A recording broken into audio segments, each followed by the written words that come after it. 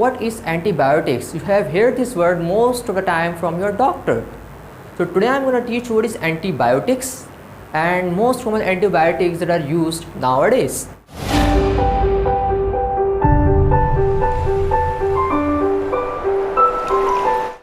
So what is antibiotics? Antibiotics are the chemical substances that is used to inhibit the growth of microorganisms or used to kill the microorganisms. So today I will tell you the cell wall inhibitors are the type of antibiotics that is used to inhibit the synthesis of cell wall. And when cell wall become inhibit to synthesis, the bacteria become osmoticized. All right. So first of all, we need to learn cell wall inhibitors classification.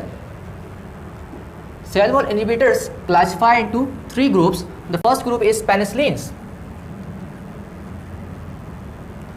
Penicillins are further divided into two groups, narrow spectrum and wider spectrum. Narrow spectrum means the group of drugs which is used for the specific bacteria, not for all types of bacteria.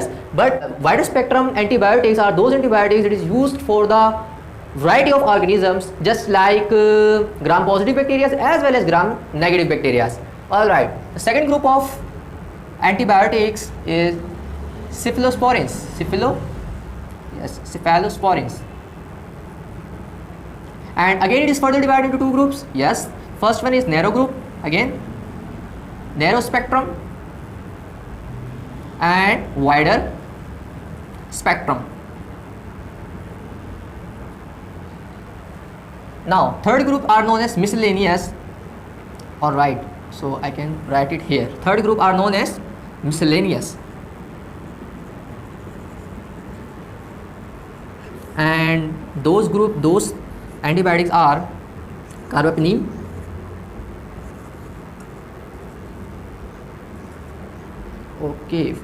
carbapenem, vancomycin, and the last is known as azithromycin.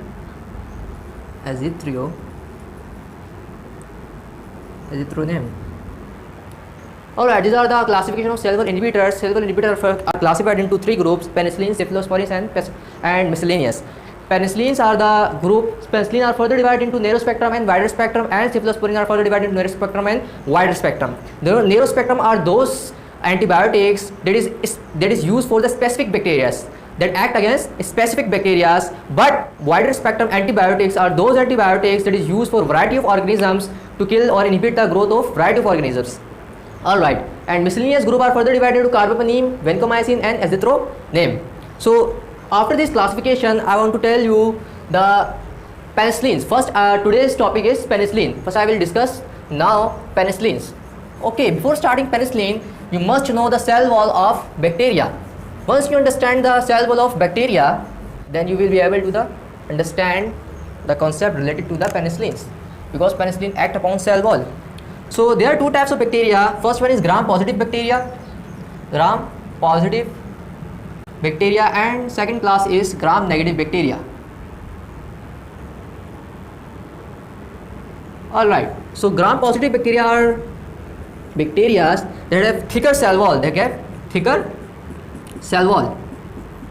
And gram-negative bacteria has thinner cell wall as compared to gram-positive bacteria has thinner cell wall.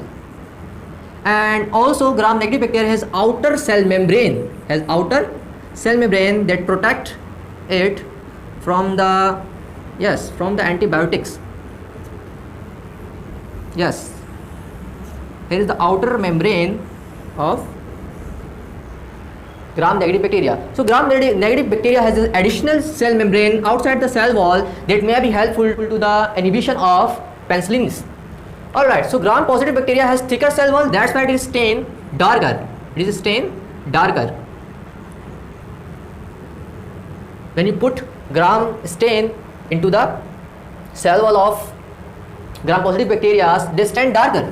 But when you put the gram stain into the gram-negative bacteria, because of having additional cell membrane outside the cell wall, they cannot allow to pass this stain into the gram into the cell wall, and also cell wall is very thinner. That's why when you look the gram negative bacteria after staining, it look paler, or we can say it look like so pinkish in color, pink, or you can say stain are lighter.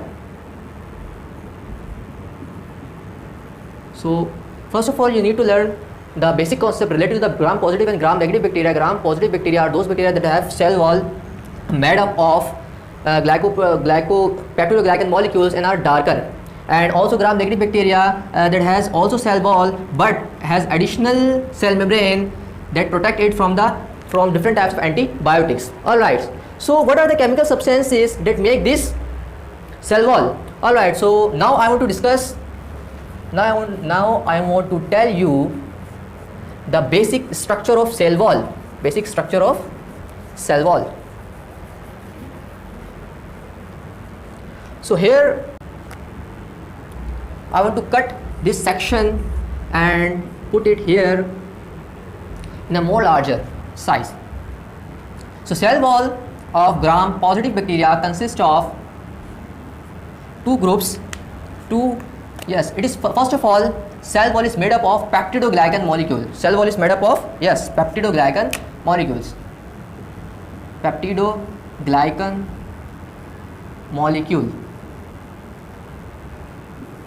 And these peptidoglycan molecules are combined with each other. The peptidoglycan molecule consists of two parts. The first part is known as peptido and the second part is glycan. So glycan means some carbohydrate molecules, just like, first of all, there are two types of molecules. Alright, I want to draw it here. This center one is in blue color, that you can, so that you can easily recognize the,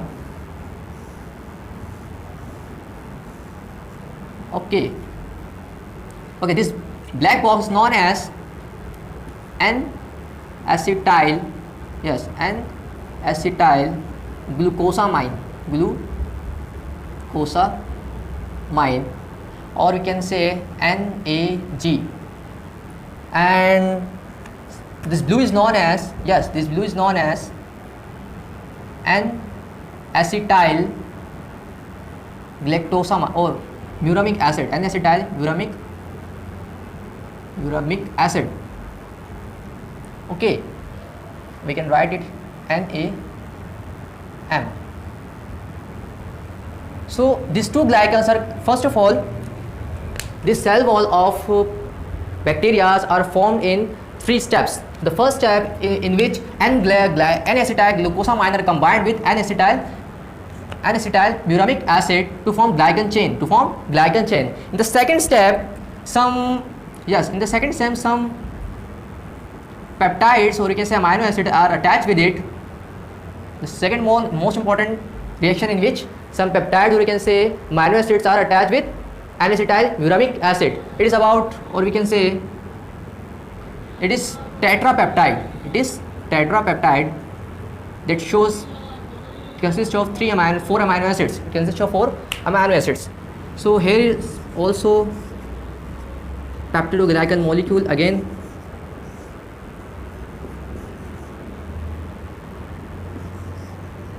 Yes, all right. And again it is NAG, NAM, and NAG. NAG means N-acetyl glucosamine and NAM means N-acetyl uramic acid. And again it has also tetrapeptide chain.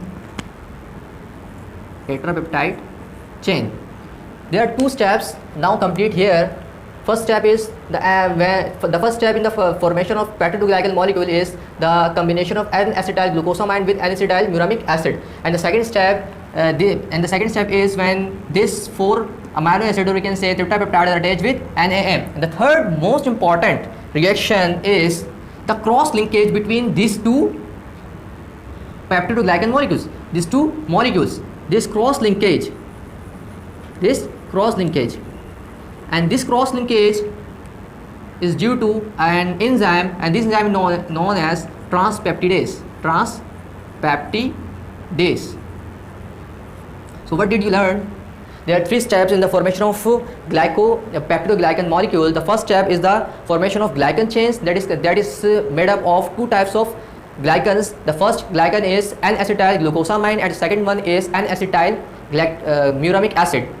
Once it is joined, the second step occurs. The second step is the attachment of peptides, that is tetrapeptides attached with muramic acid. And the third step is the cross linkage. When two glycan chains are formed, these two glycan chains are attached with each other by an enzyme that is known as transpeptidase, and these enzymes attach the two glycan chains.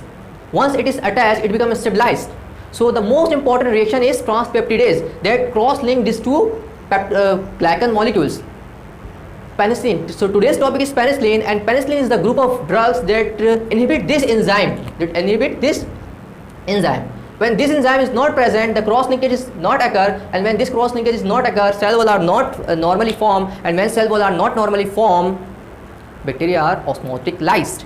So now let's move on to the next step, that is penicillin.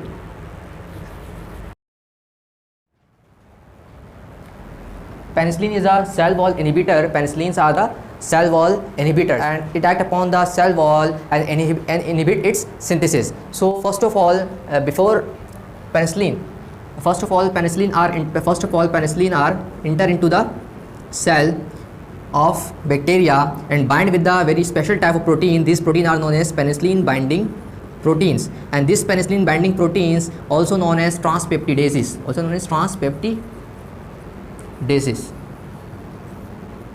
This special type of protein, that is also known as transpeptidases. This transpeptidase, it makes a cross linkage between the two glycan molecules. Previously we discussed that bacteria has peptidoglycan molecules, that is made up of peptides and glycans.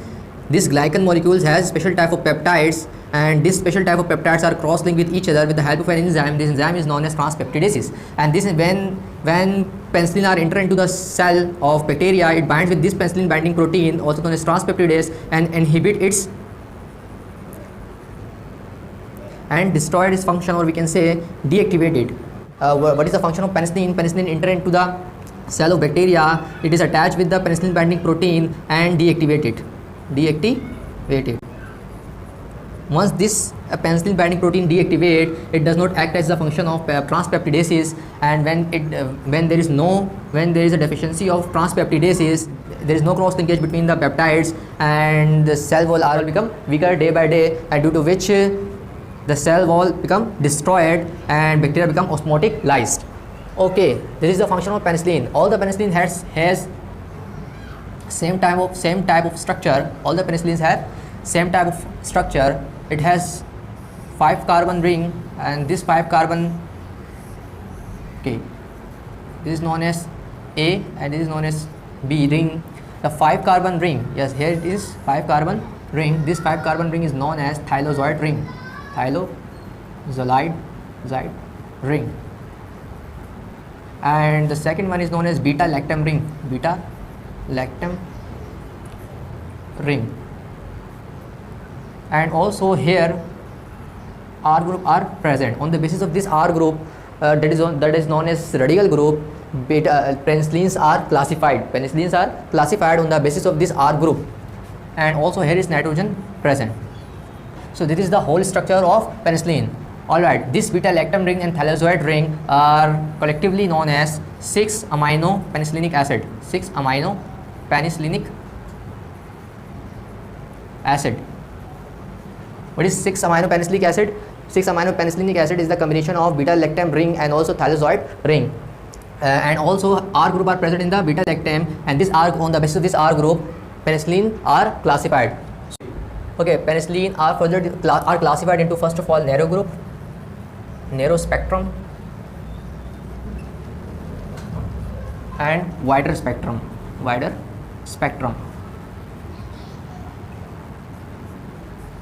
Alright, this narrow spectrum are further divided into again narrow spectrum and very narrow spectrum. Previously we discussed it. What is the meaning of narrow spectrum? Narrow spectrum means it is it is very specific to the some bacteria. Narrow spectrum means these drugs are very specific for some type of bacteria, but not allowed to act upon different types of bacteria. Okay, so narrow spectrum bacteria further classified. The drugs which are found in narrow spectrum are, first one is penicillin G, and the second most important one is penicillin V. These are also known as natural penicillins. And the difference between the penicillin G and penicillin V is penicillin G are given only parenteral form. Given only parenteral form, and most commonly intermuscularly.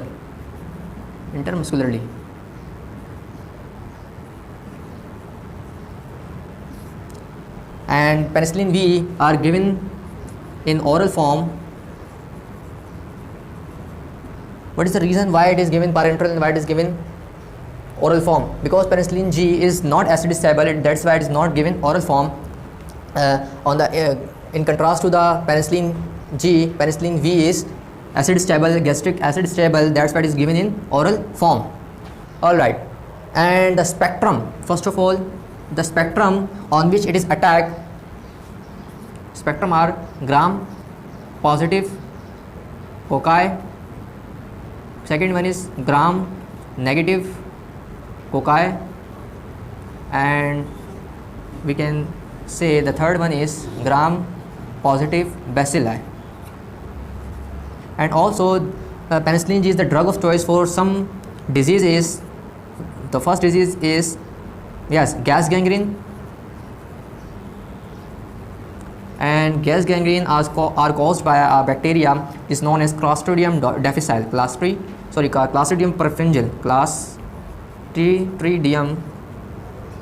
perfringens,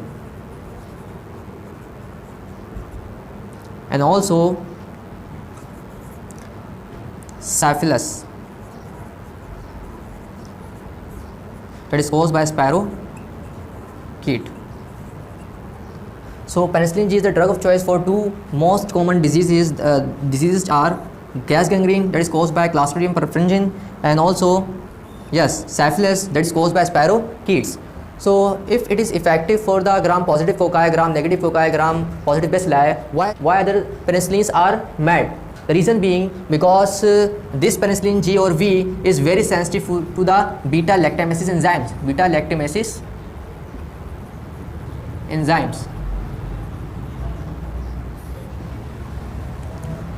lactamase enzyme are found in gram positive bacteria as well as gram negative bacteria. This is a special type of enzymes found in the periplasmic area of bacteria, and this enzyme, that is known as beta lactamase, this beta lactamase attack on the beta lactam ring and destroyed it. When beta lactam ring are destroyed, it does not able to deactivate this protein penicillin binding protein. Okay, and alright, so the second group is very narrow spectrum, and this very narrow spectrum group are very specific to the Staphylococcus. It is very for the gram positive, that is known as Staphylococcus, and also known as anti-staphylococcal anti-staphylococcal penicillins. All right, so first of all I want to clear all these things so that you can easily understand the concept related to the very narrow spectrum antibiotics.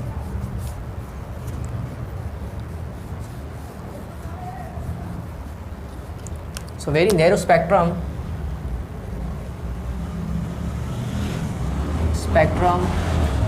penicillins. Penicillins are, first of all, it is anti-staphylococcal penicillins, and these are the beta lactamase resistant. Beta lactamase these are the drugs on which beta-lactamases are not attacked. So it is beta-lactamase resistant.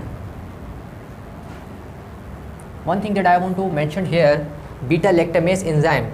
Beta-lactamase enzyme, also known as penicillinase. Penicillinase and beta-lactamase both are the same substances, and very narrow spectrum penicillins are also known as anti-staphylococcal penicillins because they only act upon the Staphylococcus. And the drugs are, yes, methicillin, nafcillin, yes, and yes, third one is dicloxacillin. You know, methicillins are not available because it produces a very important disease that is known as interstitial nephritis.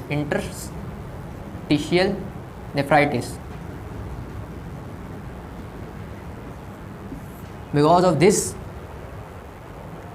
methicillins are, because of this complication, methicillins are not available nowadays. Methicillin are very important drug for the staphylococcal, but it produces interstitial nephritis. That's why it is not available nowadays.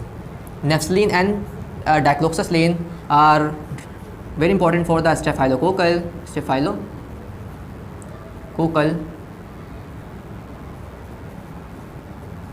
But there is again a problem because this once this nafcillin and dicloxacillin attack on the staphylococcus, they start to produce some other types of beta-lactamases.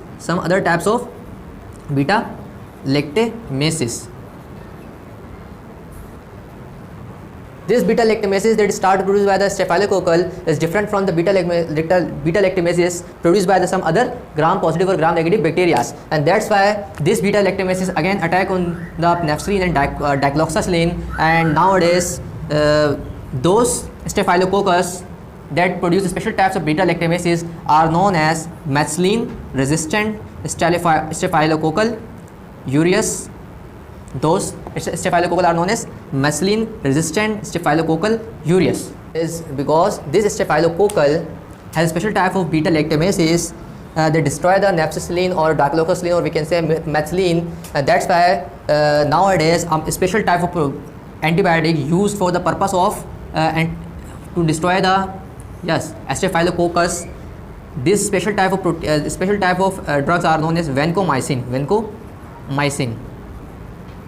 Vancomycin is the drug of choice for the staphylococcal infections that is caused by Staphylococcus aureus, or we can say Staphylococcus epidermidis. Alright, this is the okay.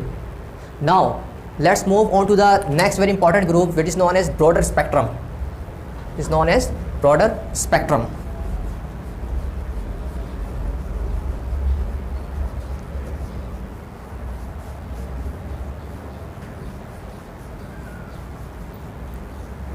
Broad spectrum or wider spectrum.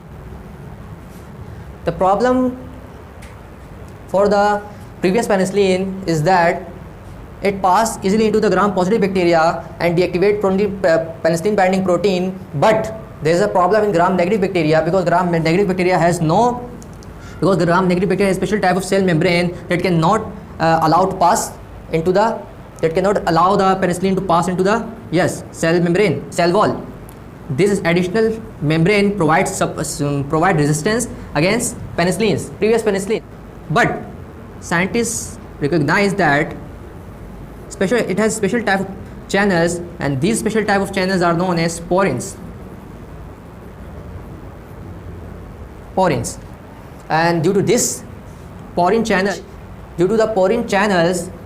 this extended spectrum, or we can say wider spectrum antibiotics, are easily act upon the gram-negative bacteria. So first of all, the narrow spectrum antibiotics are available for some types of bacteria, but these wider spectrum or extended spectrum antibiotics act upon the gram-positive bacteria as well as many types of gram-negative bacteria. That's why it is also known as wider spectrum or extended spectrum. Wider spectrum is more active towards gram-negative bacteria.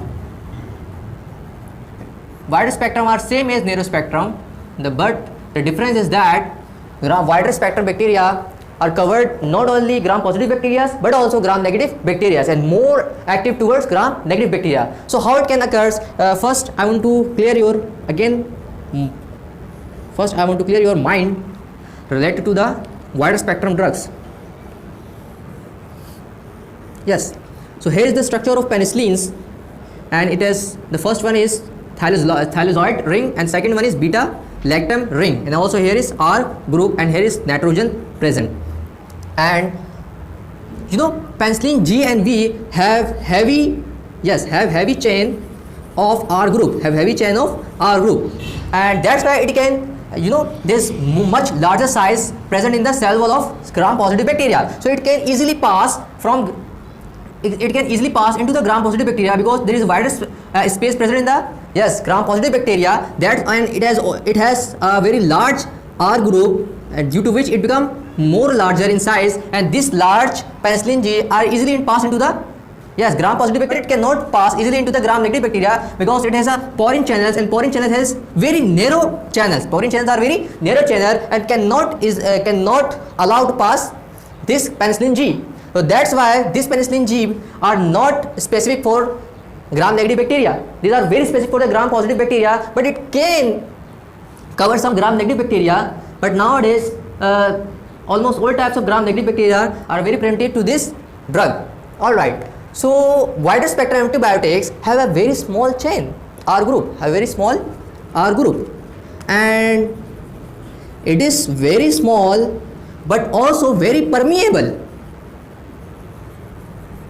It is first of all, it is small in size, and second most important one is it is permeable, and that's why this penicillin that is formed after the attachment of small chain that is very permeable form a penicillin, a very important structure that can easily pass from these porine channels, and that's why this type of drugs are known as wider spectrum, because it can easily pass from this wider space into the gram positive bacteria, as well as in these narrow channels, that is into the gram negative bacteria, and that's why it is useful for the gram positive bacteria as well as for the gram negative bacteria. All right, so now drugs that are found in wider spectrum antibiotics are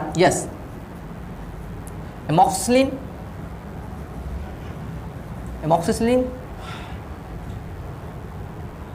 all right, amoxicillin, and second one is ampicillin,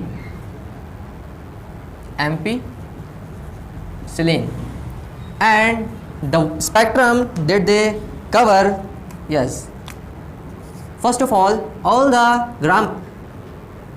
is Haemophilus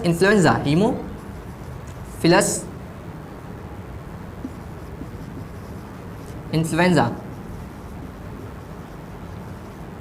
All right, second one is Enterococci,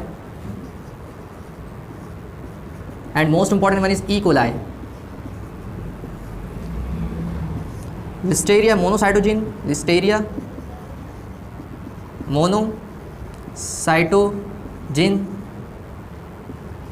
Proteus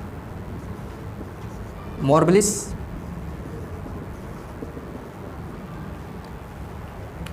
these are the bacteria on which these two drugs are easily act upon. This almost all are gram negative bacteria, but some are gram positive bacteria as well. Something I want to mention here is amoxicillin and ampicillin has smaller side chain, and due to this smaller side chain, they are very vulnerable to be attacked by the beta lactamase enzymes, and that's why amoxicillin are always given with clavulanic acid. What is the function of clavulanic acid? Clavulanic acid is the inhibitor of beta lactamases, but it has no function against antibacterial. Clavulanic acid is a beta lactamase inhibitor, but it has no antibacterial activity. All right, amoxicillin are always given with clavulanic acid because amoxicillin are easily passed from the porine channels and enter into the cell membrane. But here is some beta lactamases are present. The clavulanic acid destroy this yes, destroy this beta lactamase. Once this beta lactamase is inhibited, amoxicillin can act upon the bacterial cell wall and destroy it.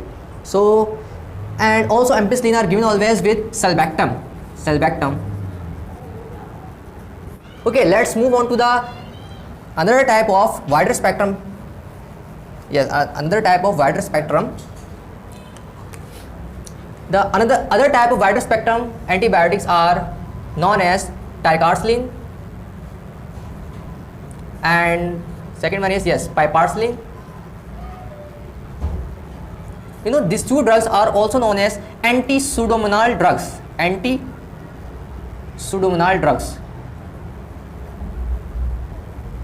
Why it is important?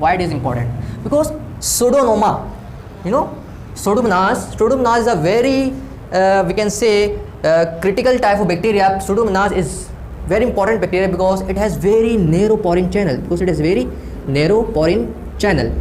Porins are necessary, yes, for the passage of, yes, penicillins. But when this channel are very narrow, or some doctor says it is not present, porine channels are not present in Pseudomonas, but it is when it is present, it is very, very small in size, very narrow, and that's why ticarcillin and piperacillin has very small, very small, yes, very small R group, and that's why when it is very small group, it can pass from this narrow, yes, from this narrow porine channels, and that's why ticarcillin and piperacillin are known as anti-pseudomonal drugs, because it has very small side chain, and due to which it can pass easily from the narrow porins, but it is very susceptible to the beta lactamases, and due to which it is given always with, yes, ticarcillin are always given with clavulanic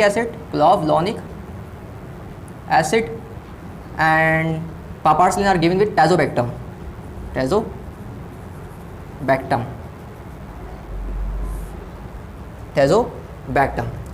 You know, piperacillin are more potent. Piperacillin are more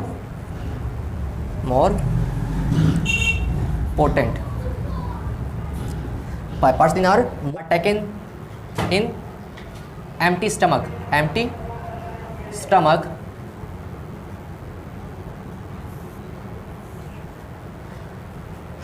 All of the penicillin are given in empty stomach. And excretion, it is very important, excretion. All the penicillins are excreted through renal tubules. Exception is that those two drugs, that is nafcillin and oxacillin, these two drugs are not, yes, these two drugs are not excreted through renal tubules, they are excreted through the bile, and due to which any disorder related to the renal or we can say kidney, all the penicillins are not given in renal diseases, but nafcillin and oxacillin are the drug of choice for those patients in which renal tubules are destroyed. And one thing you have to be remembered here is, yes, probenecide.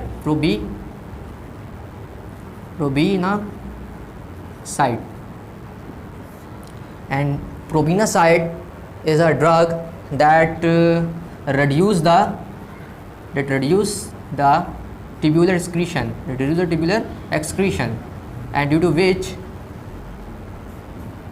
it increases the half-life of all the penicillins. Probenecides, what does do? Probenecide reduce the tubular excretion of penicillins, and due to when penicillins are not excreted through the renal tubules due to the reduction of tubular function that is caused by the probenecide, penicillins are increased in the blood and increase the half-life of penicillins. All right. So adverse effect of penicillins are hypersensitivity,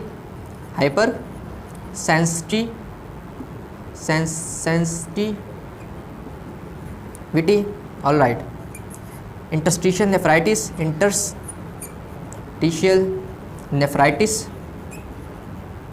that is caused by, yes, very important, methicillin. Also it is contraindicated in epileptic patients because it inhibit GABAergic neurons,